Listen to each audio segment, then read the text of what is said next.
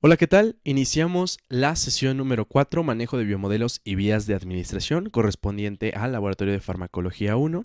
Ok, y bueno, vamos a iniciar con esta presentación.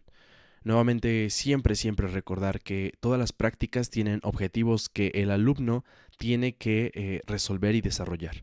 Uno es que sean capaces de inmovilizar y sujetar correctamente al ratón y a la rata, ya que estos dos roedores son los biomodelos clave que se van a ocupar a lo largo de todos los laboratorios, tanto de farmacología como de otros departamentos, como vendría siendo fisiología, inmunología, etcétera, ¿no? Otro objetivo que tenemos es que el alumno va a determinará la eficacia de diferentes vías de administración en función del tiempo. Desgraciadamente es que hoy en día, como nos encontramos todavía con las prácticas en virtual, pues claramente no podemos todavía manipular los biomodelos, pero bueno, prontamente se espera que ya podamos ocupar a estos biomodelos. ¿Para qué los ocupamos estos biomodelos? Para la palabra experimento, ¿no? La práctica siempre va a ser un experimento en el laboratorio de farmacología y que básicamente se designa a estos biomodelos para poder analizar el comportamiento de diferentes sustancias en cuestión al animal comprendido, ¿ok? Y es muy importante recordar que siempre va a existir un organismo, un bioterio, ¿sí? Instalaciones específicas donde nosotros vamos a tener a los biomodelos, ¿ok?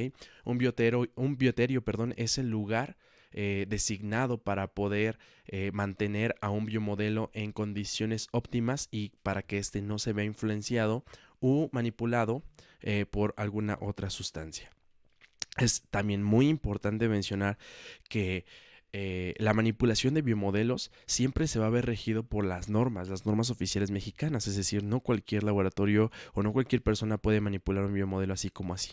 Hay una norma que exige y cuida también a los biomodelos, ¿no? Que se mantengan de una forma prudente, íntegra, sí, con respeto. La norma 062 SU 1999 habla acerca de las especificaciones tanto técnicas como de cuidado en estos biomodelos, es decir, su uso, la producción, su ambiente. Y es precisamente la primera parte que se habla de esta práctica. En esta norma vamos a notar, vamos a entender que se contemplan 5 especies, ¿ok? Cinco tipos o grupos que se comprenden. Es roedores, que precisamente tenemos a los biomodelos como son ratas y ratones, ¿ok? Lagomorfos, al menos en la Facultad de Medicina ya no los ocupamos, pero bueno, hay otros biomodelos que sí, y corresponden a las liebres, a los conejos, ¿ok? A las picas incluso o liebres de roca, ¿sí? Los carnívoros, pues bueno, sabemos que encontramos a distintos y muy diversos animales en esta área, ya nos podemos imaginar algunos como los felinos, ¿no? Los primates no humanos, por supuesto, los primates son de los que más se llegan a ocupar precisamente porque tienen una relación muy importante con el metabolismo del hombre, ¿sí? Entonces, al ser una similitud tan alta, es por ello que se ocupan este tipo de animales. Y los porcinos, ¿no? Los porcinos en cuanto a su metabolismo y en cuanto a las características reproductivas, ¿sí? Los ejes fisiológicos, los ejes endocrinológicos, por supuesto.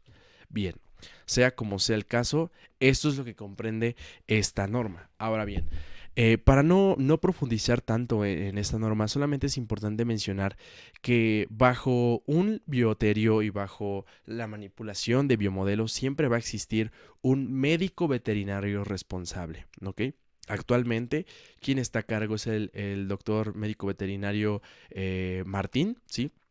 Quien se encuentra, pues vaya, trabajando con nosotros y es el coordinador del bioterio de la Facultad de Medicina, ¿sí? Es importante recordar esto, que siempre vamos a tener a este profesional de la salud experto en los animales, ¿ok? En los biomodelos, ¿sí? Y por supuesto también debemos de saber que la institución asegura de los servicios médicos de tipo veterinario a cualquier hora del día, claramente laborable o de estudio para los animales. Ok. Esto solamente se agrega para que ustedes sepan que el médico veterinario debe estar, por supuesto, estar titulado y con experiencia, ¿no? Estos biomodelos son cuidados y tienen cuidados, pues, de excelencia, ¿ok? También van a existir otro tipo de personas que se van a adaptar de acuerdo a las necesidades tanto de la institución, sí, que los aloje, que los requiera, como de la atención de los biomodelos en sí, ¿sí? Muy bien. Recordando un poco ya, van yendo un poco más a la salud del animal, pues vaya, todo lo que se ocupe, en este caso con los ratones y las ratas que se ocupan en farmacología, las cajas, las jaulas, tienen protocolos de limpieza, de higiene, de cuidado, ¿sí? Las condiciones de ambientes deben de ser aceptables. Y por supuesto estas se van a relacionar con la configuración que se hagan en los debidos bioterios y todo esto a cargo de nuevamente el doctor, ¿no? El veterinario, médico veterinario Martín, ¿sí? Y bueno, para que ustedes vean, todos los días observarán los animales para detectar cambios de comportamiento, enfermedades, heridas, muerte, ya que no debemos de tener alterados a nuestros biomodelos para que podamos manipularlos. Más que nada por la administración de ciertas sustancias, ¿sí? Muy bien. Vean, no vengo aquí a explicarles absolutamente todo acerca de las características, ¿no? De los biomodelos, pero de forma general ustedes deben de entender que los biomodelos tienen medidas y pesos determinados para su correcto funcionamiento y uso en los futuros experimentos, ¿no? Y prácticas en sí. Las ratas deben de tener un peso mayor, ¿ok? Bueno, más bien puede existir menos de 100 gramos, pero lo ideal es que de 100 a 300 gramos, vaya, tengamos un peso que nosotros podamos ocupar. Ahora bien, en relación al peso, nosotros podemos ver que si pesa menos de 100 gramos, puede existir un área de piso por animal de tantos, ¿no? Como 110 centímetros cuadrados, etcétera, ¿no? Entonces se están dando cuenta ustedes que la norma incluso nos dice el cuidado y la atención en cuanto al ambiente del biomodelo según su peso, según su volumen, ¿sí? Su masa, más bien para que nosotros comprendamos entonces que debe tener un ambiente, una superficie, un espacio determinado para que pueda interactuar con su medio, pueda, vaya, básicamente establecerse, ¿ok? Muy bien. Una vez que hemos mencionado esto, ahora es importante mencionar el tipo de experimentación que nos maneja nuestro manual. Tenemos in vivo, in vitro e in situ. In vivo, y como su nombre lo dice, es que el biomodelo se encuentre íntegro, que esté vivo, que esté consciente y que se pueda registrar algún cambio fisiológico o estructural de nuestro biomodelo. En este caso, pues lo más común es lo físico, ¿no? O lo fisiológico más bien. In vitro, por supuesto, hablamos de que los animales pueden estar íntegros en cuanto a su estructuración, su morfología, pero posiblemente ya se encuentren inconscientes, ¿ok? Ya se encuentran inconscientes o algunos pueden estar sometidos a cirugía, ¿ok? Y es precisamente cuando los órganos o los tejidos que se intentan registrar, si tienen algún efecto o no, no habrán de ser separados, ¿ok? De el cuerpo del animal. Entonces, in vitro nuevamente, los órganos o los tejidos se encuentran en el biomodelo, pero no han sido separados. Siguen formando parte de un todo. E in situ, pues ahora sí logramos obtener una prueba, ¿ok? Es como si pudiera ser una biopsia, ¿sí? O una muestra, una sección de muestra de algún tejido, de algún órgano, y que precisamente debemos de mantener en condiciones específicas como es una temperatura, darle nutrición, etcétera, ¿sí? Bien, este tipo de cepas que nosotros ocupamos, primero recordar que es una cepa. Recordemos que las cepas son poblaciones de microorganismos o de especies, ¿ok? Que son descendientes de una única especie que ha sido manipulada, ¿ok? Ha sido determinada de forma particular. Entonces, estas cepas provienen de un mismo origen, ¿sí? Obviamente manipuladas genéticamente y estas cepas son hechas precisamente para su uso experimental, ¿ok? Son hechas específicamente para uso experimental. La cepa Wistar son cepas de ratas, ¿ok? Estamos hablando de ratas. Son ratas albinas, ratas grandes, ratas delgadas, pero con un peso determinado y considerable, ¿ok? Entre los 100 y los 200 gramos y que tienen un buen metabolismo, un amplio metabolismo para que éstas puedan ser registradas sus cambios fisiológicos, ¿ok? En cuanto a la cepa Long Evans, ¿ok? También conocidas como ratas de capucha o capuchón, ¿sí? Precisamente por su pelaje, su patrón de pelaje, vean aquí. Además de que también en la cola podemos encontrar estas manchas, ¿ok? Melanocíticas. Entonces, esa es la principal diferencia. Pero de ahí en fuera el comportamiento fisiológico es muy similar. Es por ello que estos dos cepas son las que se ocupan en el laboratorio de farmacología. Muy bien. Por último, es importante mencionar las diferencias que hay entre una rata de alcantarilla a una rata que nosotros tenemos en laboratorio, porque claramente no son las mismas. Es muy curioso porque las de laboratorio suelen ser un poco más grandes, ¿ok? Las Ratus norvegicus son aquellas que vamos a ocupar en laboratorio y Ratus ratus son las ratas de laboratorio. Y nosotros podemos encontrar algunas de las diferencias como lo vendrían siendo desde su cola hasta su cuerpo. ¿Sí? La cola de una Ratus ratus o rata de alcantarilla es más larga en relación a su cuerpo. Tiene una proporción de 1:5, por ejemplo, ¿no? Y la relación de cola de una de laboratorio o Ratus norvegicus es de 1:1, ¿ok? Pero más allá de eso, también podemos encontrar el cuerpo, ¿ok? El cuerpo es un poco más pequeño, más flexible, más aplanado en una Ratus ratus. Y la Ratus norvegicus, pues claramente es un poco más grande, ¿ok? Los ojos son pequeños en relación a su cuerpo en los de laboratorio y grandes en las de alcantarilla, por así decirlo. Es lo más importante que nosotros podríamos ver. Vean, aquí podemos ver a una Ratus ratus, ¿sí? Y vean cómo sus ojitos se ven un poquito más grandes, ¿ok? Además también de las orejas. Sus orejas son un poquito más grandes, ¿sale? Las orejas son más grandes que las de laboratorio. Bien. Y por último, los ratones, ¿sí? Porque pues también los ratones se ocupan en farmacología, en fisiología. Estos ratones de laboratorio también tenemos, la especie es musculus y la cepa es Valp-C, ¿ok? La Valp-C es la cepa del ratón albino, que es la que podemos encontrar aquí, ¿sí? Es la segunda especie con más individuos después del Homo sapiens y sí suelen ser un poquito más agresivas que las ratas. Los ratones siempre van a ser más agresivos que las ratas. Ahora bien, en laboratorio, eh, los dos biomodelos van a perder la característica de agresividad, ¿sí? Precisamente porque no se encuentran en la vida salvaje y han sido siempre desarrollados perdón, reproducidos, ¿no? Y sí, desarrollados en bioterio. Entonces, al siempre estar expuestos a comida, a ambientes agradables para ellos, pues ellos nunca van a tener esa necesidad de supervivencia y sobre todo esa necesidad de desarrollar agresividad. Nuevamente, por ejemplo, aquí tenemos una rata joven, un ratón doméstico, músculos, ¿sí? Una rata parda, muchísimo más grande, ¿no? Que la rata, la ratus o rata negra. Muy bien.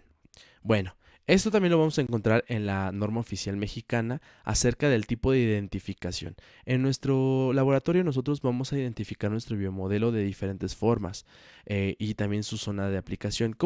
¿Qué significa esto de identificar? Significa que cuando yo haga un experimento con más de dos biomodelos, pues requerimos identificar cuál es cuál, ¿no? Para ello, nosotros podemos perforarlos, podemos ponerles muescas, un tatuaje o simplemente colorantes, que consideramos que siempre es la mejor elección para evitar algún estímulo, ya que, pues claramente, el darle perforaciones va a dolerle y va a generar un estímulo nociceptivo y, por supuesto, va a alterar la fisiología del biomodelo. Entonces nosotros usualmente solemos elegir u optar por solamente rayarle su colita en los tercios proximales, es decir, nosotros dividimos su cola en 3 tercios y el tercio proximal es la que le vamos a dar sus rayoncitos para que podamos identificarlo. Pero bueno, vaya, en cuyos, en conejos, o sea, lo que son lagomorfos, ¿no? En carnívoros, en porcinos, todo esto, siempre la norma nos está diciendo cómo podemos identificarlos, no es algo que nosotros nos estemos inventando. Muy bien, por último, es muy importante recordar que estos biomodelos pues tienen que ser sacrificados, tienen que tener eutanasia, ¿sí? Tienen que inducirle la muerte, pero no es una muerte meramente salvaje. la norma también protege estos biomodelos incluso a la hora de eutanasiarlos. Y precisamente el objetivo en la eutanasia es que los procedimientos que se empleen para inducir la muerte sean de manera humanitaria. Muy curiosamente, ¿no? Humanitaria, pero pues bueno, vaya, son biomodelos. Pero al fin y al cabo lo que nosotros buscamos es que esos biomodelos tengan el menor sufrimiento posible o disminuir si, el dolor si es que existe, ¿no? Entonces, hay muchísimas formas de generar este tipo de muerte, desde la administración de ciertos medicamentos hasta manipulación de maniobras físicas, ¿no? Maniobras de amplexación donde nosotros decorticamos a los biomodelos. Entonces siempre vamos a buscar la menor perturbación emocional, la incomodidad y por supuesto el sufrimiento de los biomodelos y de la persona que lo esté llevando a cabo. Muy bien. Y bueno, algunas consideraciones, como les digo, todo esto es en concordancia con las leyes, todo tipo de ley federal, estatal, sí, ética, la moral, todo lo que cumple y recubre a tanto los biomodelos, así como el incumplimiento de estas por parte de los investigadores, por parte de el profesional de la salud, pues claramente va a quedar en sanción y esto pues puede ser muy, muy sensible para aquel que no cumpla estas normas. Bien, la norma en general son muchísimas cosas que se tienen que leer. Yo acabo solamente por poner lo más importante acerca de la manipulación de biomodelos. Y bueno, es muy importante recalcar que estos biomodelos pues no nacieron o no decidieron nacer para morir, ¿ok? No decidieron nacer para sufrir o para ser manipulados o experimentados. Es por ello que hay que tenerles muchísimo respeto, ¿sí? Hay dos frases muy célebres de el profesor Nicolai eh, eh, y, y lo comenta en relación a este monumento, ¿sí? Que ustedes pueden ver del lado derecho. El monumento simboliza la gratitud hacia el animal que la humanidad ha utilizado para estudiar la genética, los mecanismos moleculares y físicos de las enfermedades, así como para el desarrollo de nuevos fármacos, ¿no? La rata es obra del artista local Andrew, que comenta: combina la imagen de una rata de laboratorio y un científico. Se captura a la rata en el momento del descubrimiento científico. Si se le mira a los ojos puede verse que esta pequeña rata ha conseguido algo, pero la sinfonía completa de los descubrimientos científicos, la alegría, eureka, todavía no se han manifestado. Por supuesto, esta obra maestra también nos demuestra un poco de incertidumbre, de sufrimiento, de tristeza, ¿no? Es por ello que hay que tenerle muchísimo respeto. Esta obra, esta estatua se encuentra, bueno, este monumento se encuentra en el Instituto de Citología y Genética en Rusia y pues claramente rinde homenaje a estos animales que a través de una escultura con una rata tejiendo una cadena de ADN pues representa, ¿no? Todos aquellos animales que han sido víctimas, por así decirlo, ¿no? De todos los eventos o procesos de experimentación. Gracias a ellos somos lo que somos y tenemos lo que tenemos en cuanto a los avances de la farmacocinética, la farmacodinamia y por supuesto en general los nuevas vacunas, ¿no? Hoy en día que tenemos por ejemplo a lo de COVID-19, vaya, todas estas vacunas, toda la nueva innovación es gracias a estos biomodelos. No tanto los ratones, es lo más común, ratones y ratas, pero vaya, a todos en general. Bien. Hemos terminado entonces la introducción a lo que es biomodelos, ¿sí? Manejo de biomodelos. Y ahora vamos a iniciar un poco acerca de las vías de administración.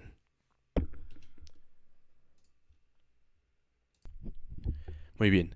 En cuanto a las vías de administración, es muy sencillo hablar de las vías de administración de forma general.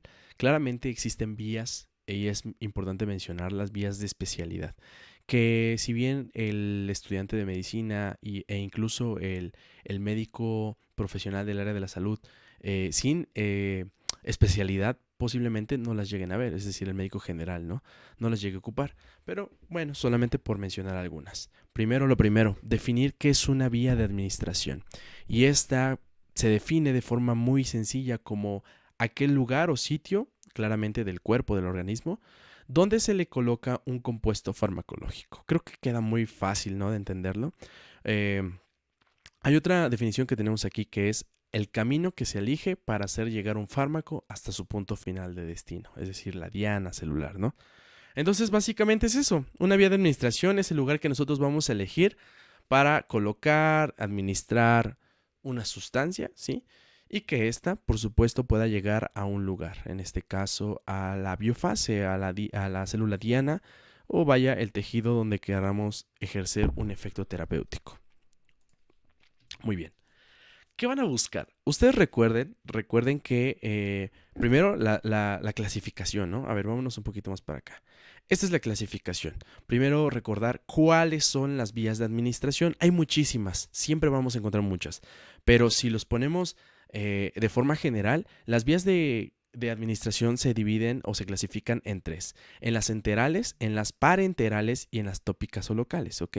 Entonces, bien, para entender esto, yo les pongo siempre esta mnemotecnia, o bueno, no es una mnemotecnia, sino una forma para que yo me pueda aprender más rápido las vías de administración, son las líneas paralelas y perpendiculares, ¿no? Entonces, vamos acá. Enteral es todo aquel que ocupe el sistema gastrointestinal, ¿ok? Todo aquel que ocupe el sistema gastrointestinal. Entonces, yo me baso en enteral por enterocito. Enterocito, que son las células principales, las células morfológico-funcionales del sistema gastrointestinal, pero más específicamente del intestino delgado y grueso, ¿ok? Entonces, esos son los enterocitos. Por eso, la vía enteral es aquella que va a ocupar el sistema gastrointestinal, desde boca hasta recto, hasta ano, ¿ok? Acuérdense mucho de eso. Muy bien, y entonces cuando hablamos de parenteral, ojo, se dice parenteral, no la letra A de para. Pero entonces, ¿por qué yo la puse o por qué está ahí escrito?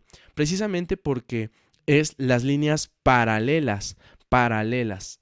¿Cómo se definen las líneas paralelas? Son aquellas líneas que siguen en un mismo trayecto, una misma dirección, pero que nunca se van a cruzar, nunca se van a tocar. Están juntas, están casi pegadas, pero vaya, nunca se atraviesan entre ellas. Y precisamente yo ocupo esa como mnemotecnia o como ese truco para poder aprenderme mejor las vías de administración. Entonces, parenteral son aquellas líneas paralelas o vías paralelas del enterocito, enteral, paraenteral, pero en realidad se llama parenteral, ¿ok? Sin la A. ¿Ok? Y entonces si hablo del parenteral, estoy hablando de todas aquellas vías que no ocupen el sistema gastrointestinal de forma directa. ¿Ok? Y por último, las tópicas o locales, que creo que esa está muy sencilla, simplemente son vías de administración de forma regional, ¿no? Localizada. Un punto perdón, un punto o sitio específico, ¿ok? Y que, vaya, se caracteriza porque son superficiales, es decir, están inmediatamente a la vista del profesional de la salud o del mismo paciente. Muy bien, entonces entramos de lleno a las diferentes clasificaciones que tenemos. La vía de administración de tipo enteral. Nuevamente se define como aquellas que utilizan al aparato digestivo. ¿Sí?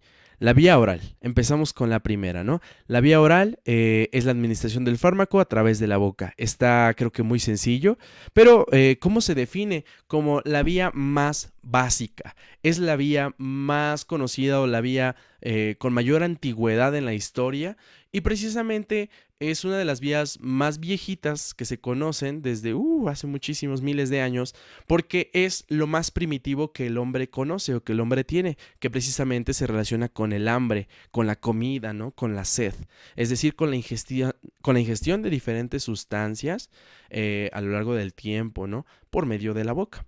¿Ok? Entonces la vía oral es la más conocida de todas, es muy fácil, es económica y precisamente aquí vemos algunas ventajas. Constituye una de las vías de administración fáciles y cómodas, es muy segura y práctica, obviamente entre comillas, ¿no? Sabemos que todo tiene sus riesgos y te lo vamos a ver. Es factible extraer por medios físicos, ¿sí? Y pues bueno, si hay alguna ingestión excesiva podemos hacer un lavado gástrico, es decir, podemos actuar. Entonces, ¿cuáles son las ventajas? Es cómoda, es económica, produce un efecto local como sistémico, ¿sí? Y no suele producir tanta ansiedad o temor como algunas otras, como lo vendría siendo las inyecciones. Pero bueno, vaya, hay pacientitos que les cuesta deglutir algunas pastillas o cápsulas, ¿no? Bien, ¿y cuáles son las desventajas? Obviamente, si existe vómito, claramente este tipo de vía de administración no se puede ocupar porque la presentación farmacéutica se ha desechado. En la anestesia o en pacientes inconscientes, creo que queda muy obvio. Si el paciente no tiene la capacidad para deglutir por sí mismo, pues claramente no vamos a ocupar la vía oral.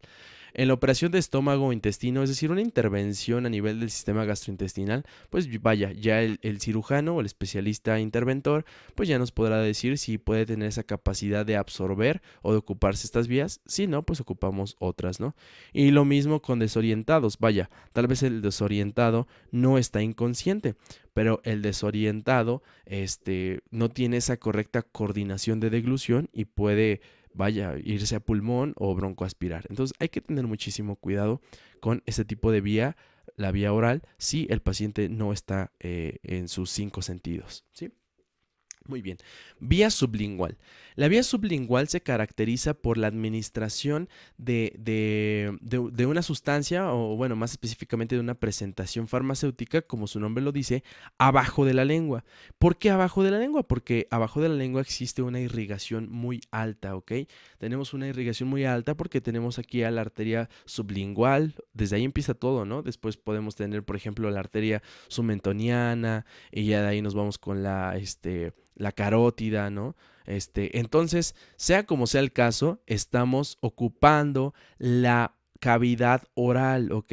Pero oye, Mario, lo que pasa es que sí, ocupa la cavidad oral, pero al fin de cuentas tú lo dejas aquí nada más para que se absorba al torrente sanguíneo. Es cierto, solamente está aquí, no se va al estómago, ni al intestino, ni nada de eso, pero requeriste de ocupar la vía oral, ¿ok? Más que nada la lengua.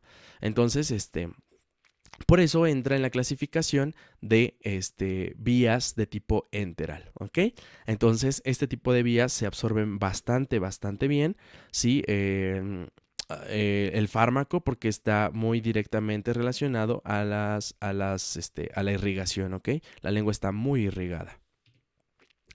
¿Cuáles son las ventajas entonces? Hay una absorción muy alta, casi completa, ¿sí? Es fácil de administrar, por supuesto, nada más con ponerlo abajo de la lengua. Y la absorción directa hacia la circulación general.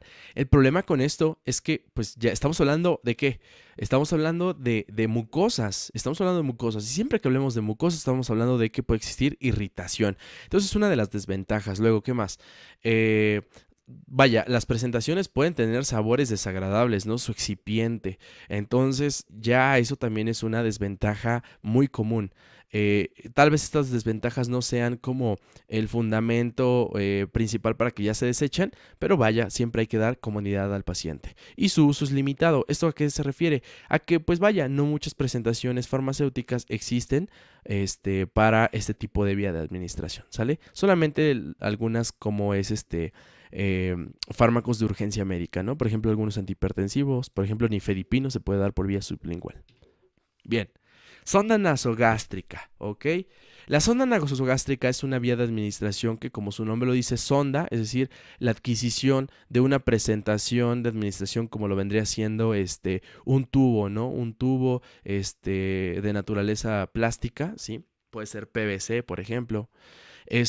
Y como su nombre lo dice, nasogástrica, es decir, va desde las narinas, desde las cavidades nasales, hacia el estómago, al sistema gástrico, ¿sí? Muy bien. Y que por supuesto tiene que pasar por el esófago, ¿no? Para llegar ahí. Este tipo de sonda, bueno, perdón, de vía de administración, pues suele ser directa. Se le llama o se le conoce como procedimiento médico-quirúrgico, ¿ok? Entonces, claramente no es muy común en el ambiente extrahospitalario, ¿ok?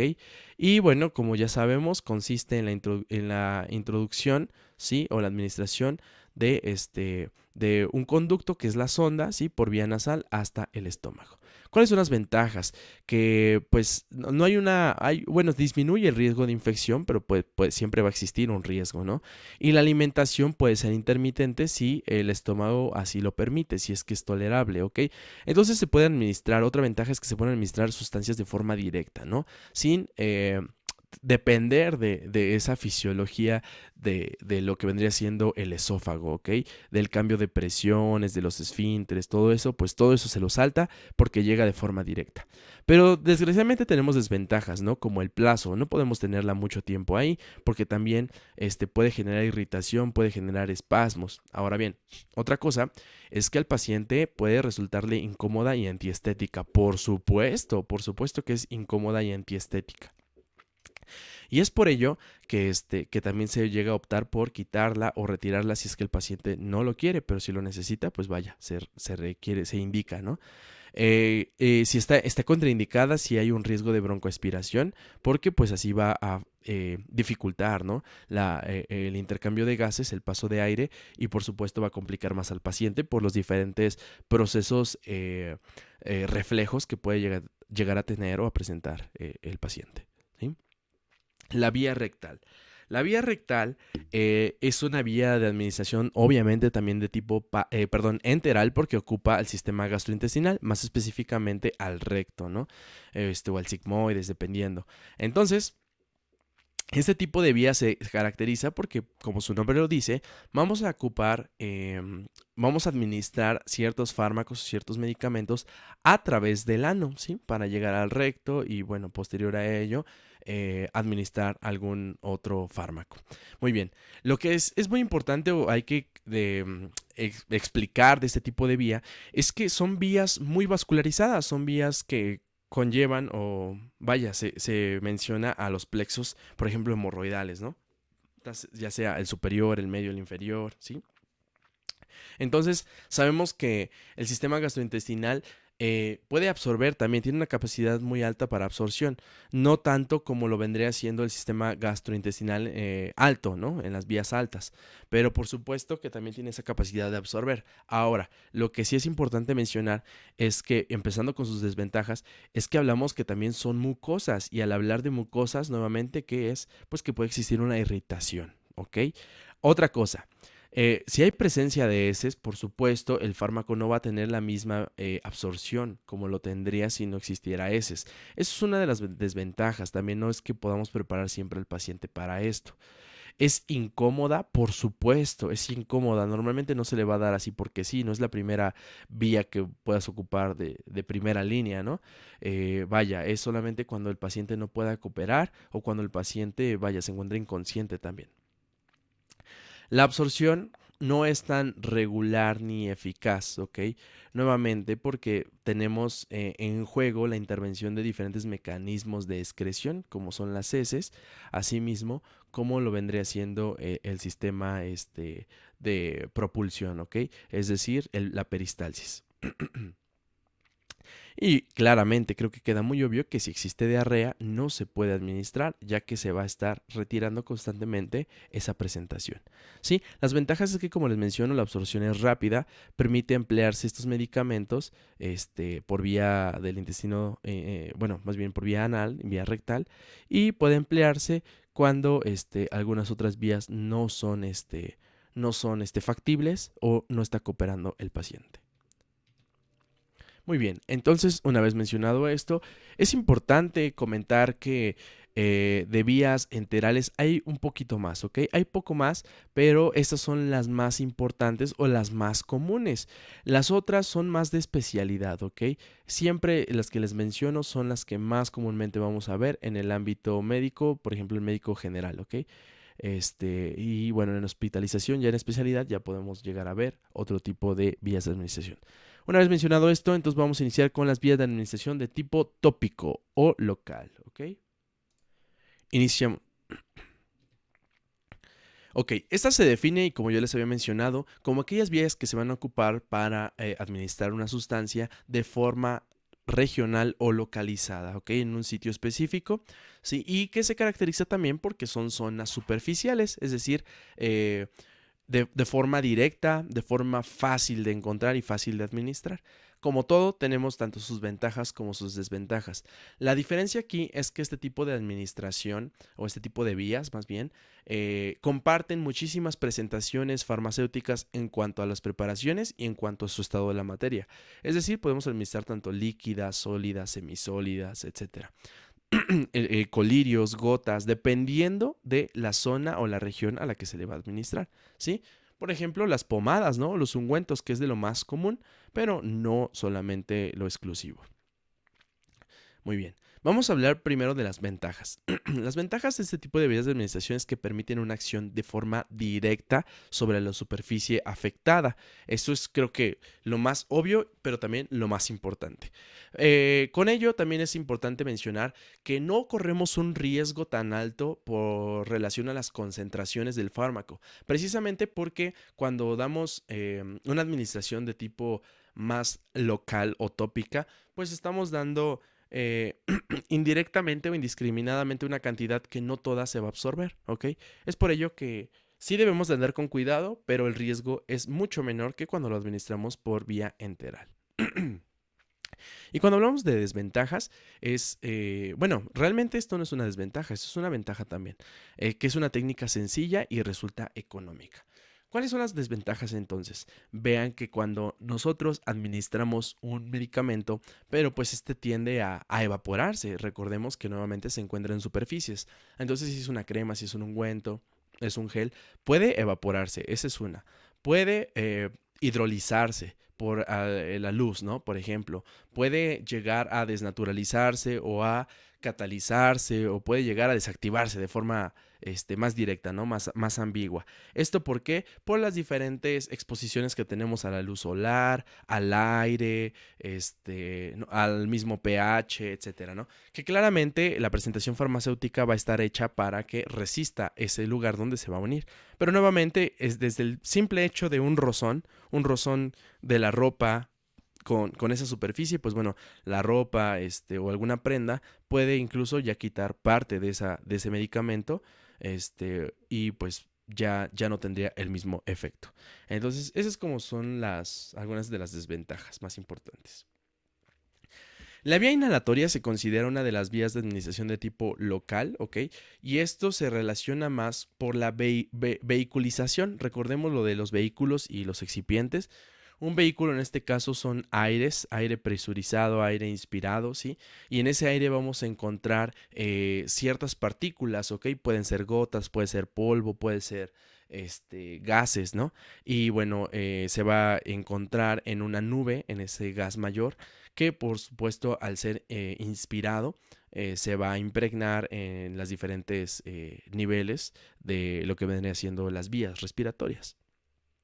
Ahora, es muy importante recordar que, que a pesar de que vaya a los pulmones, pues bueno, eso puede llegar a tener efectos tanto sistémicos como locales, ¿sí? Entonces, la principal vía o la vía meramente al principio llega a un evento local, pero este efecto del fármaco puede absorberse meramente porque el pulmón está muy bien irrigado. Muy bien, vamos a la nasal. En cuanto a la nasal, las ventajas es que son los efectos rápidos y sus efectos pueden también ser locales o sistémicos. De mayoría, realmente la mayoría son locales, ¿ok? Sistémicos si es que pueden ser drogas, por ejemplo, de tipo ilícitas, como por ejemplo la cocaína, ¿no? La cocaína tiene efectos sistémicos. Bien.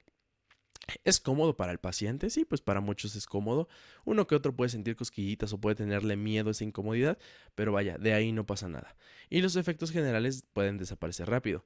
Las desventajas en este caso es que la irritación de las mucosas, nuevamente, es una mucosa, ¿sí? La nariz ya es una presentación de mucosa, entonces aquí existe una irritación también ligeramente alta, ¿sí? Es costosa a veces, no siempre, solamente que se vuelve costoso cuando requerimos de qué? De la utilización de aparatos, ¿ok? De herramientas de dispensación, ¿sí? Ya sea nebulizadores, etcétera.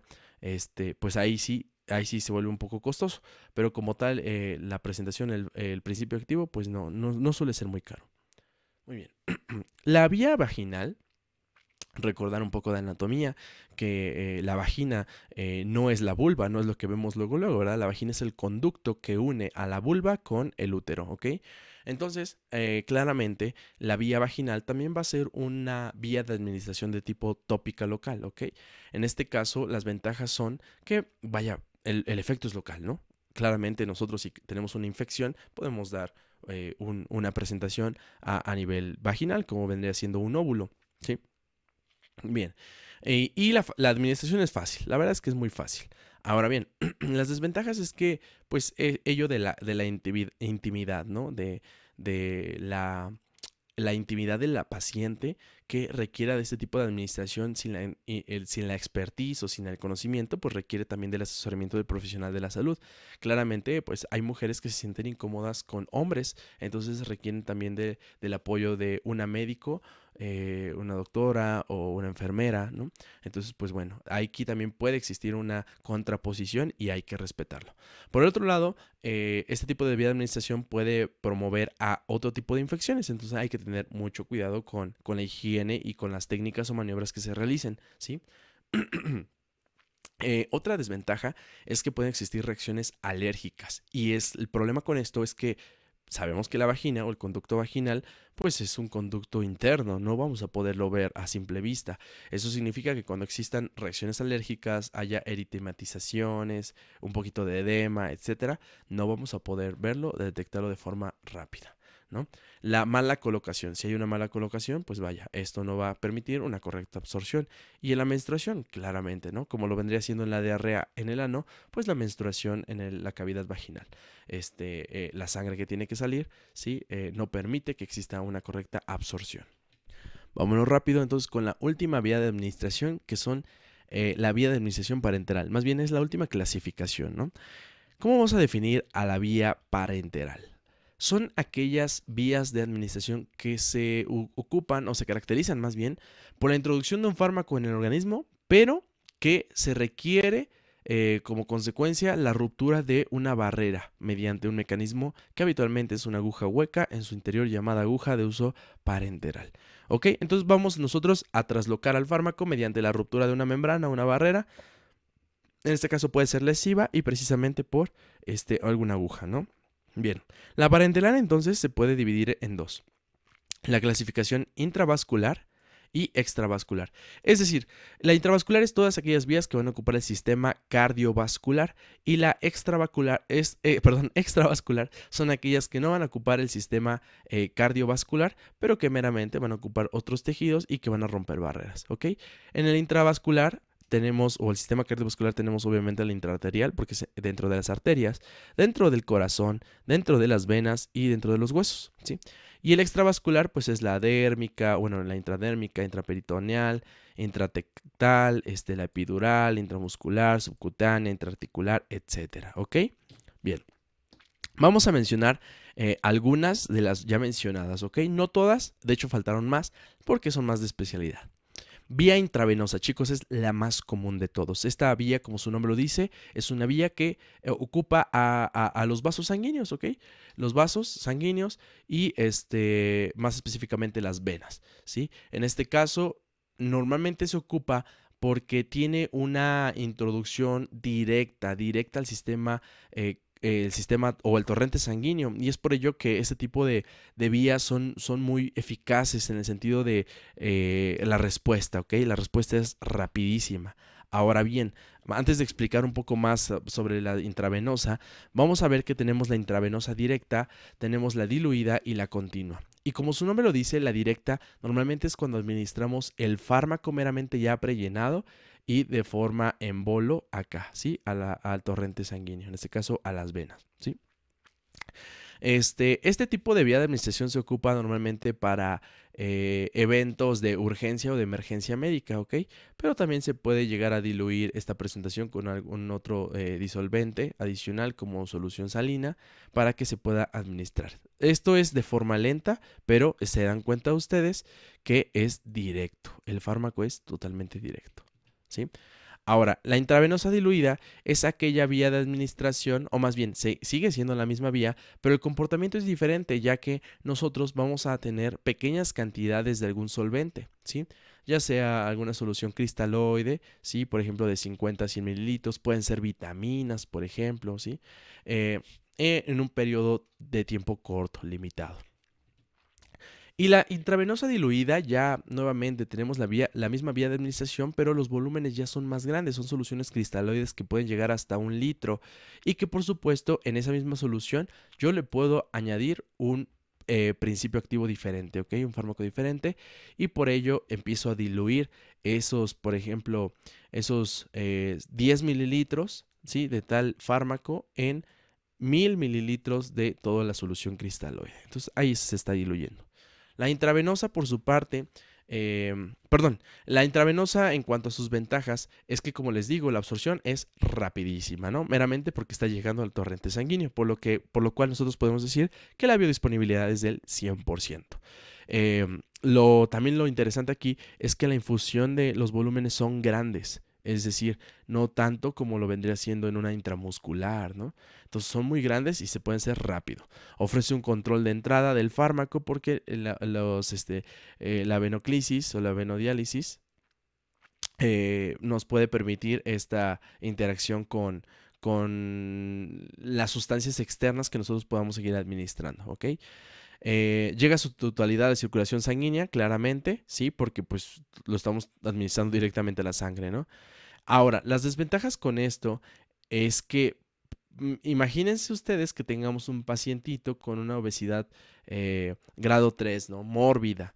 Entonces, estos pacientitos tienen tanto tejido adiposo que nosotros, vaya, va a ser muy difícil identificar un vaso sanguíneo con estas características. Es muy difícil, pero bueno, hay que también tener esa expertise y conocer nuestra anatomía.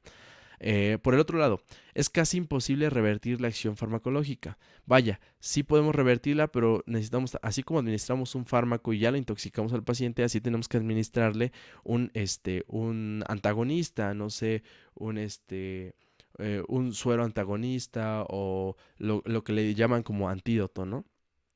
Bien, entonces la reacción que podamos promover por una administración de vía intravenosa, vaya, es fatal. Hay que tener mucho cuidado con esto, porque lo estamos dando totalmente al torrente sanguíneo.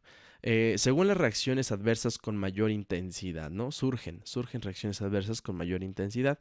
Claramente, esto es porque estamos llegando nuevamente al torrente sanguíneo.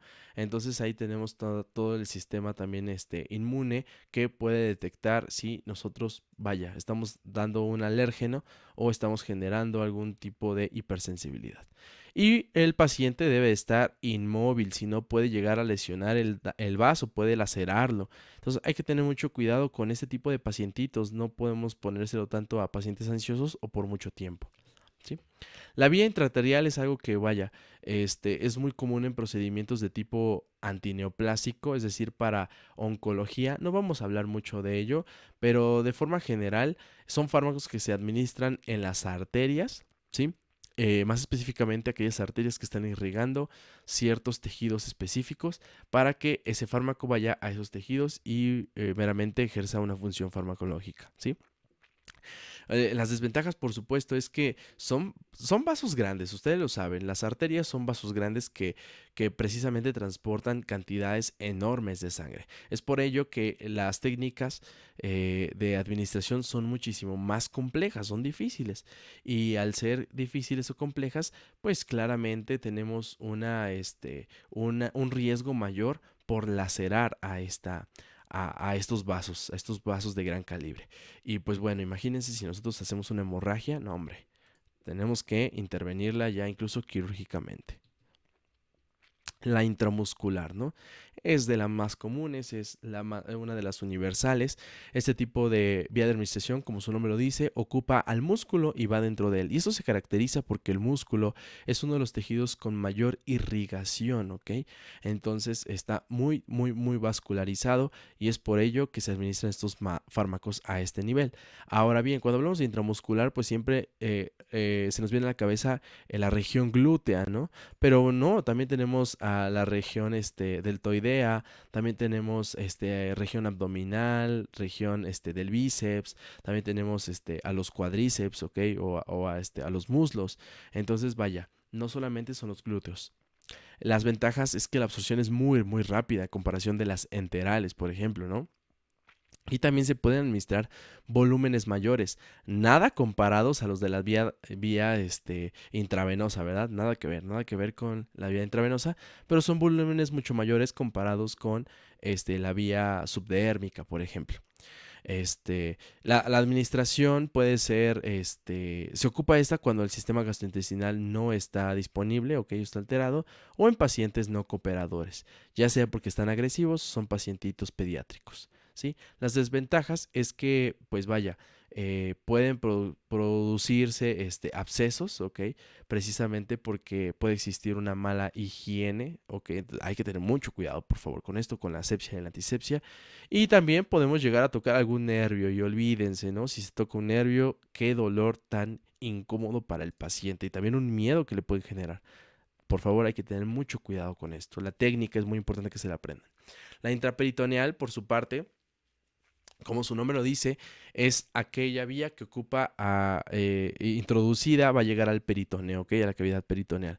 Se caracteriza la cavidad peritoneal por también estar muy irrigada. Y aunque si bien ese tipo de vía no se ocupa para administrar, sino más bien para empezar a quitar o a drenar o a purificar, pues bueno, también se puede llegar a ocupar con una doble vía para poder administrar ciertas soluciones osmóticas, ciertas soluciones de lavado, etcétera, ¿no?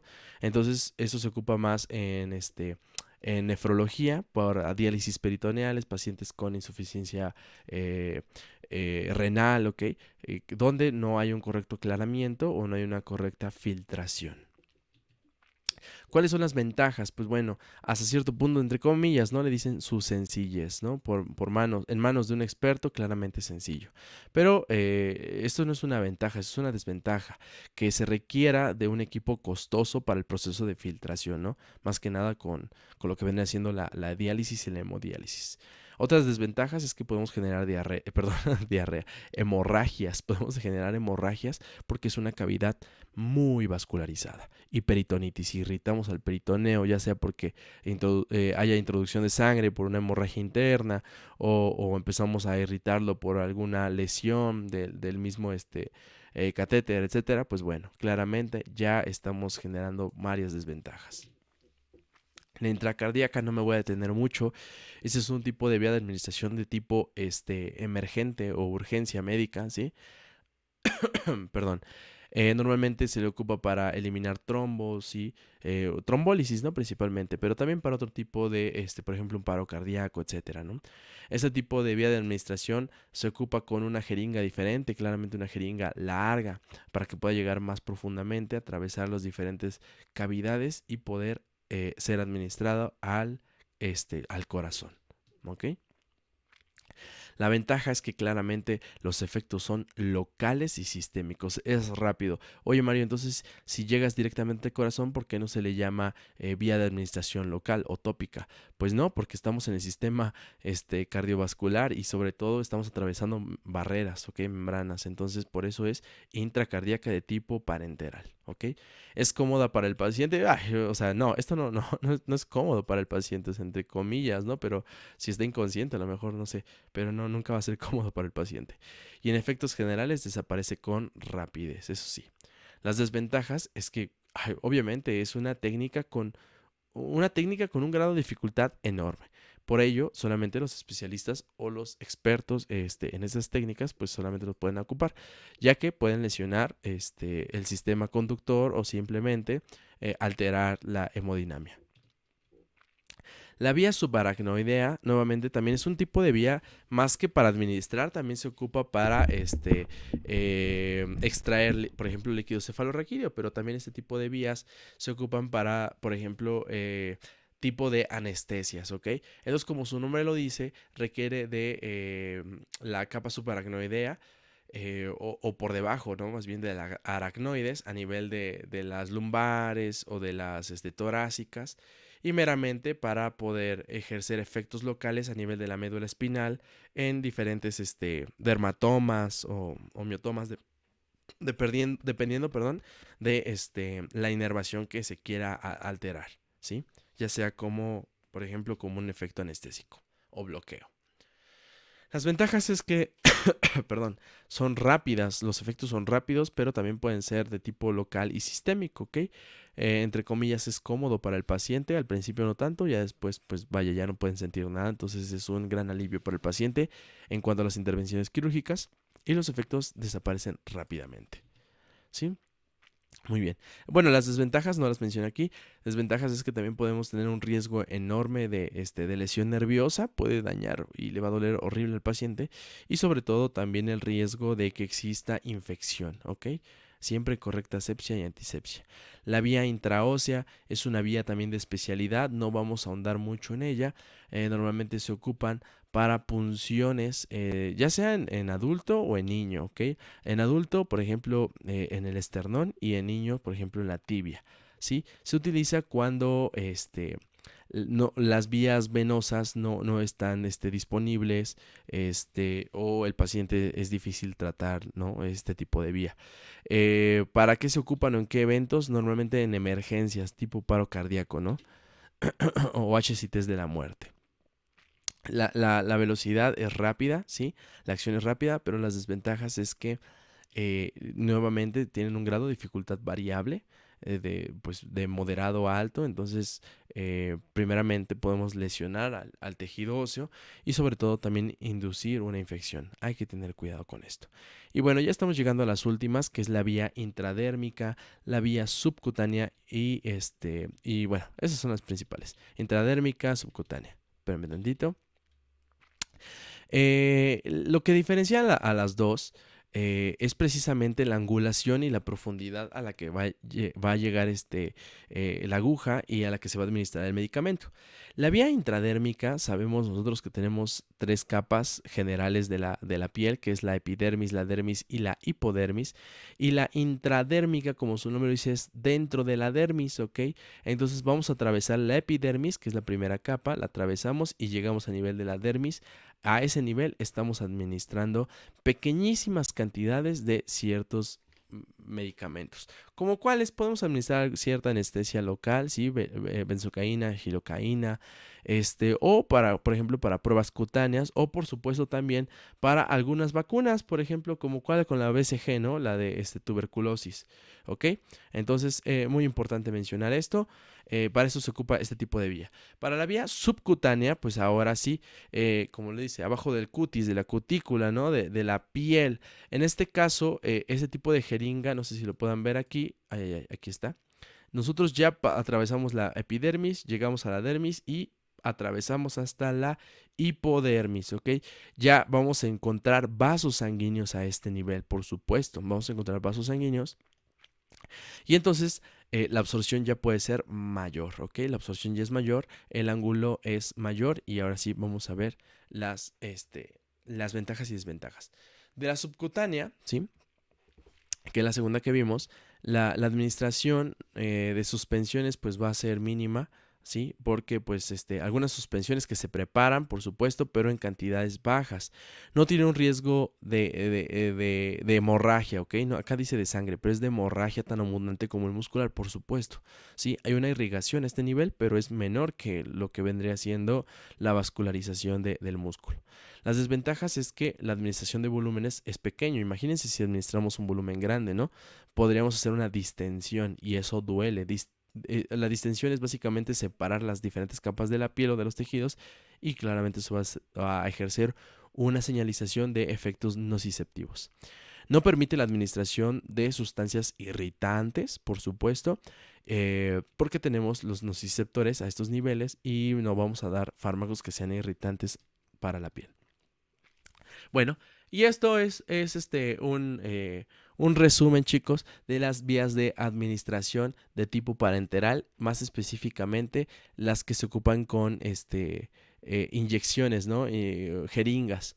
En este caso tenemos a la intramuscular, la subcutánea, la intravenosa y la intradérmica. ¿Ok? Veamos el diferente grado de angulación, ¿sí? Donde nosotros sabemos que el músculo es uno de los tejidos más profundos y es por ello que tenemos que administrar más abajo, más abajo, más abajo. Esto quiere decir que tenemos que administrar una jeringa o ponerla en una posición de 90 grados. Y meramente va a cambiar su angulación en relación al tejido que yo quiera llegar a administrar. ¿Ok? Bien.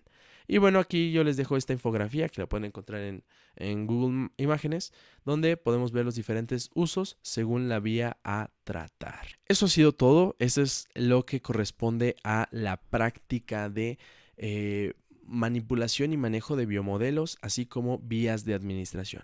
Por supuesto, no pudimos explicar un poco más acerca del taller, de cómo se toma como tal un biomodelo, precisamente porque ahora no nos encontramos de forma presencial. Pero también pueden encontrar en el canal un video acerca del manejo de los biomodelos explicado por el médico veterinario Martín, quien les voy a dejar el link en la descripción de este video para que puedan consultar ese video. Está grandioso, de verdad, ese video está muy padre y por supuesto la explicación en manos de un experto, ¿ok? Espero de verdad les haya gustado, les haya servido esta sesión y nos estamos viendo pronto con las demás asesorías los próximos fines de semana. Tengan un excelente fin de semana, un excelente puente y nos estamos viendo pronto. Nos vemos. Bye bye.